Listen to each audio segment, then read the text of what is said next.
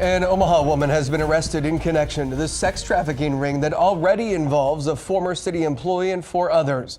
Thanks for joining us. I'm Bill Shammer. I'm Quinicia Fraser. Jenny Rapp appeared in court today. KETV Newswatch 7's Madison Perales is breaking down the new details we're learning. She joins us live from the Douglas County Department of Corrections. Madison?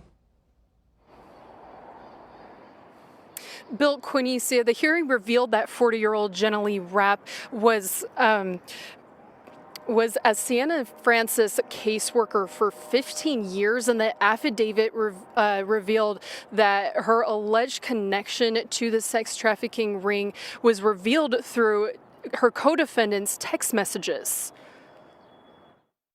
In October 2025, these 5 individuals were arrested for an alleged connection to a sex trafficking ring in Omaha.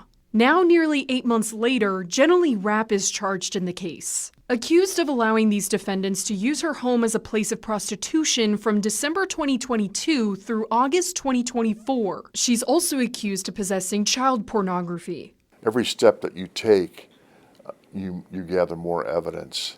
Douglas County Attorney Don Klein says prosecutors will work to unveil the motive behind her actions. The affidavit says law enforcement obtained Rapp's phone and a search warrant which revealed texts sexual in nature about a 17-year-old, which included Falcon sharing one photo of the minor in a sexually explicit manner. One particular co-defendant offered to include this defendant while using the residence to engage in commercial sex acts, including with a minor sex trafficking victim. Court documents also allege former City of Omaha accountant Amy Hicks, who prosecutors called the linchpin of the trafficking ring, would go to Rapp's residence on her lunch breaks to engage in commercial sex. I'm not sure if there's anybody else that will end up having a charge that will come out of this, but we'll see. It's always possible. The judge set Rapp's bond at $10,000. The lowest bond in her co-defendants' cases is $5 million. The highest is $20 million. We don't have the evidence to show that she's as much involved as the other people, but still, we would think a significant bond would be appropriate.